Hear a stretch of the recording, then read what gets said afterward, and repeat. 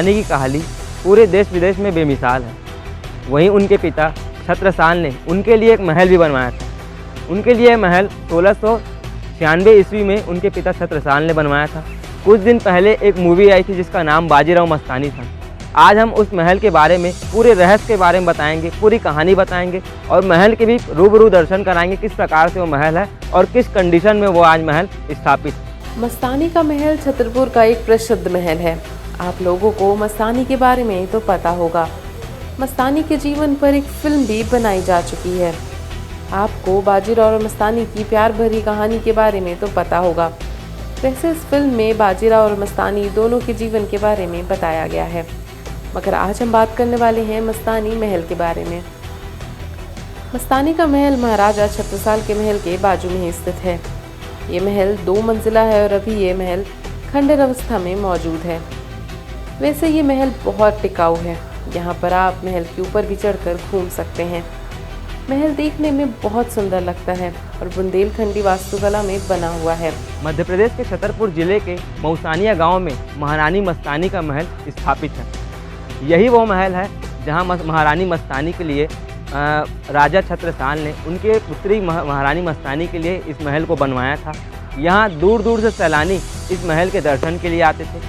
कुछ दिन पहले एक मूवी आई थी बाजीराव मस्तानी, जिस पर इस मूवी को बनाया गया था। वहीं इस महल का भी उसमें सेट पर जो इस महल को भी दिखाया गया था।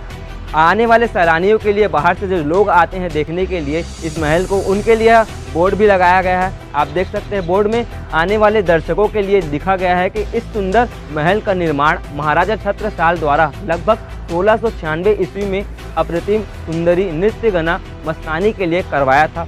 बाजीराव पेशवा बंगस पर विजय के पश्चात यहाँ आए एवं मस्तानी से विवाह किया। इस महल की पूरे रहस्य के बारे में हम अंदर जाएंगे और बताएंगे किस तरह से महल में जो है किस तरह से अंदर कितने रूम हैं, किस तरह से महारानी मस्तानी यहाँ रहा करती थी और किस तरह से इस महल का निर्माण कराया था। ये इस पूरी गाथा और इस पूरी कहानी के बारे में हम अपने दर्शकों को रूबरू कराएंगे। मस्तानी महाराजा छत्रसाल की गोद ली हुई संतान थी।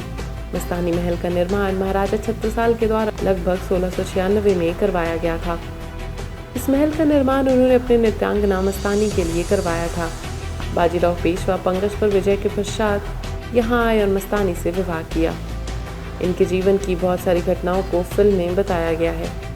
कहा जाता है कि मस्तानी की माँ रूहानी के बारे में भी कई भ्रांतियाँ हैं। कोई कहता है कि वे मुस्लिम थी, कोई निज़ाम हैदराबादी की बेटी बताता है, जबकि उस वक्त ना तो हैदराबाद होता था ना निज़ाम शाही। कोई उन्हें गुजरात की नर्तकी बताता है, लेकिन ये सभी बातें गलत व मिथ है। दरअसल रूहानी भी एक काल्पनिक नाम है। उनका असल नाम तो किसी को पता ही नहीं है, लेकिन इस बात के पुख्ता प्रमाण है कि वे एक पारसी महिला थी जिनके पिता फारस से आए थे, जो एक व्यापारी थे।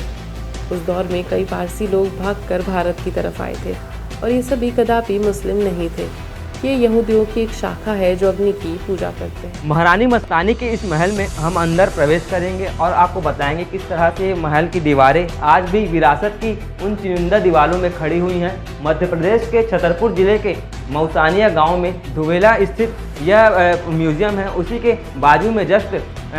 बाजू में महल का निर्माण करवाया गया है। महारानी मस्तानी का किस प्रकार से यह महल है आपको अंदर दिखाएंगे। कितने रूम हुआ करते थे, आज से 400 वर्ष पुराने कितने रूम हुआ करते थे, किस प्रकार से इस महल में कितने दरवाजे थे, किस प्रकार से बनावटी है। आप देख सकते हैं कि यह बनावटी जो है किसी किले से कम नहीं, किस प्रकार से किला है। आप देख सकते हैं लगभग 2 गेट यहाँ हैं तो 3 गेट सामने हैं, 3 गेट यहाँ हैं। ऐसे आमने सामने जो रूम हुआ करते हैं महारानी मस्तानी का महल है। और ऊपर छत में टेरेस जो कहा करते हैं, छत में जाने के लिए एक अलग व्यवस्था की गई है। आपको ऊपर भी ले जाएंगे और बताएंगे कि महारानी किस प्रकार से यहाँ पे रहा करती थी। मस्तानी का विवाह पेशवा बाजीराव से मई 1739 में राजपूत पद्धति से हुआ था। उनके बाजीराव से एक पुत्र भी हुआ था जिसका नाम पहले कृष्णराव रखा गया था, लेकिन पुणे के ब्राह्मणों ने उसका जनेऊ संस्कार करने से मना कर दिया था, जिस वजह से उसकी मां ने उसका नाम कृष्ण सिंह कर दिया था। शमशेर बहादुर एक उपाधि थी जो बाजीराव ने अपने पुत्र को दी थी। बाद में बाजीराव और मस्तानी की मृत्यु के बाद उस बालक को जानबूझकर इस्लाम कबूल करवाया गया ताकि आगे चलकर उसका पेशवा की गद्दी और पेशवाई में कोई अधिकार ना रहे। ऐसा कई इतिहासकारों का मानना है।